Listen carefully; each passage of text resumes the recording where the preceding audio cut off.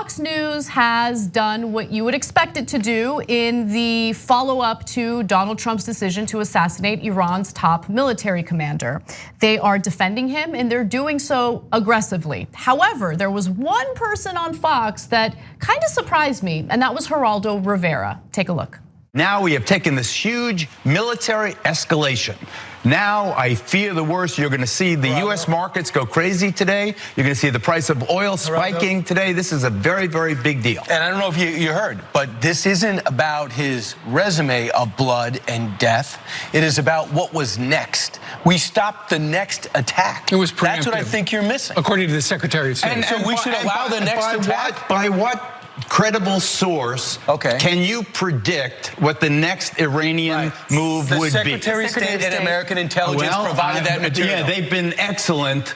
They've been excellent. The US intelligence has been excellent since 2003 when we invaded Iraq, disrupted the entire region for no real reason.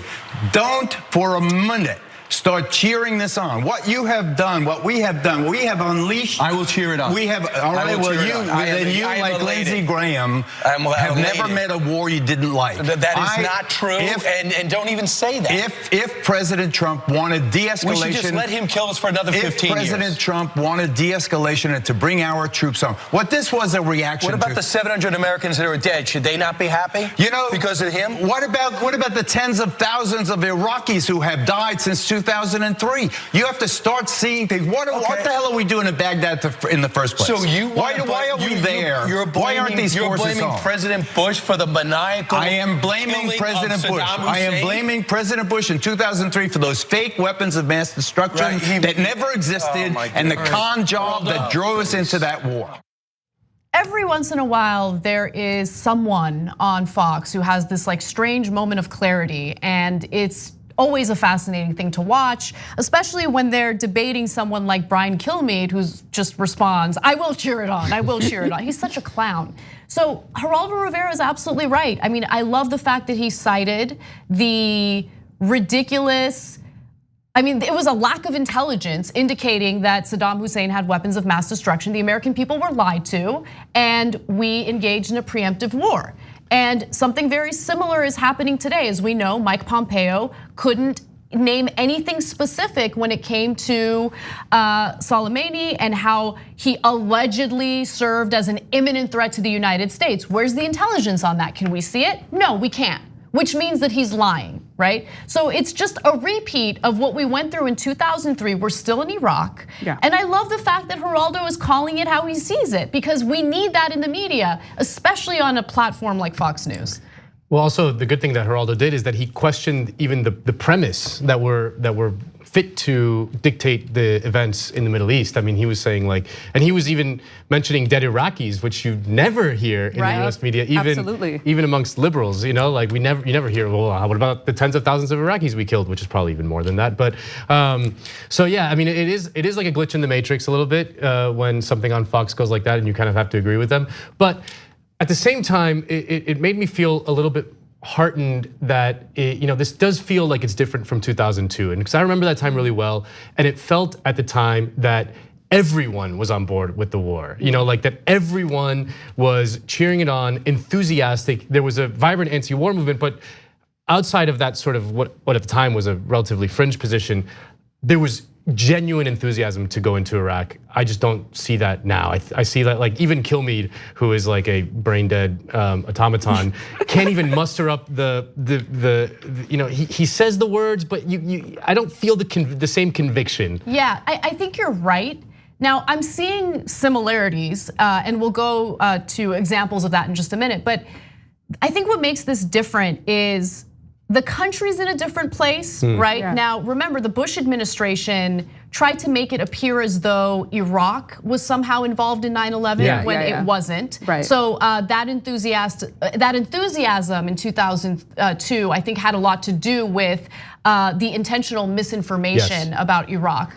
And then also, look, we have been at war in Afghanistan and Iraq for a long time now, and we know what the cost is, both financially and when it comes to human lives. And so, Americans are sick of it because chances are someone you know or you yourself has a family member who has paid the consequences of this, military profiteering. Right. I would say that the political theater around this moment has striking parallels to the lead up of what was happening with Bush administration and the drumming of war in Iraq, but also in Afghanistan in general. I think about this Howard Zinn quote where he says, how can you have a war on terrorism when war itself is terrorism, right? So we rarely think about the framing of national security. We just jump in, especially traditional media. And yes, there was a fluke in Geraldo Rivera and his rant, which was phenomenal. But if you've been watching Geraldo, he's actually taken surprising stances in this last year, defending Ilhan Omar and Rashida Tlaib against attacks, vicious harassment by Trump. And so this is kind of, I think, him really having a moment of morality and his own moral clarity around what this administration alleged to stand by, which was supposed to be ending endless wars. Right. And then seeing what this was a continuation of in the worst possible way, right?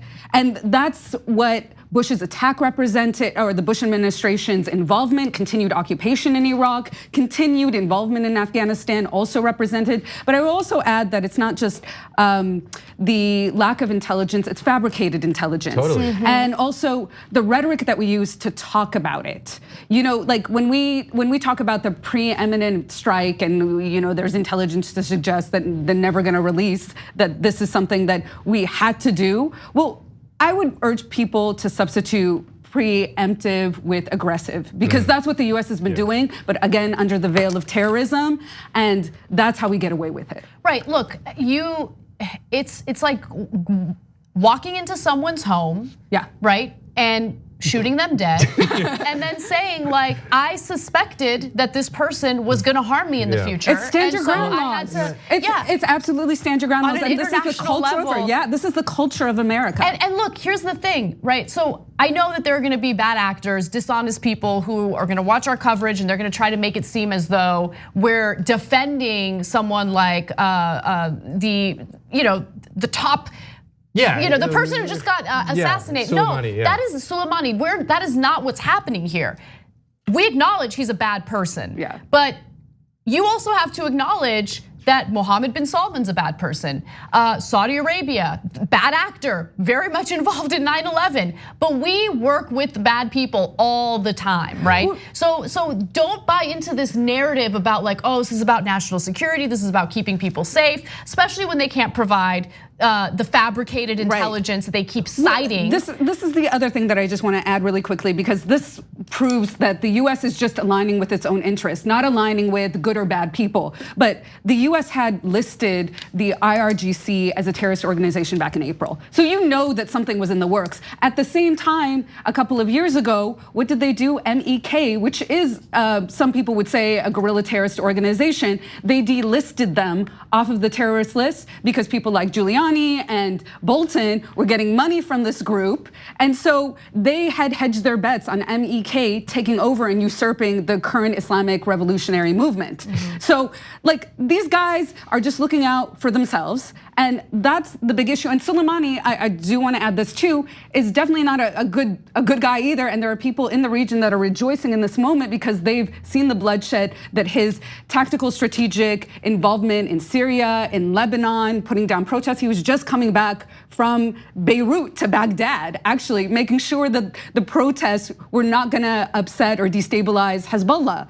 And so going from there to Iran's involvement in Iran, and of course, Iraq, and putting down protests in Iran themselves, like there's not a lot of love lost on this guy, but that also doesn't mean we didn't need to put the region in a position to become horribly destabilized. Even further, like further destabilized, right? So it's not simply about what the Trump administration did and how it impacted Iran or its military. It's about what comes after that. Absolutely. And then one final thing, because we haven't mentioned it at all through the show yet, and it's important to mention history, right? And mention how US aggression, not just recently, but throughout the decades, has led to the moment that we're experiencing right now. Look, the United States just orchestrated a coup in Bolivia to rid the country of a popular leader, Evo Morales, right? Now, leftist leader, of course.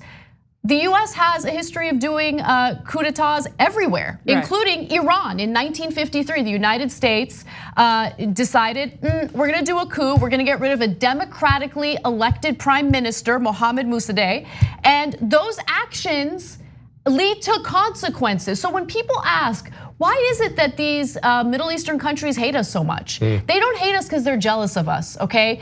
Don't listen to idiotic, superficial morons like Bill Maher, okay? Open a book, look into history, and understand how US aggression toward democratically elected leaders in other countries has led to the experience that we're seeing today.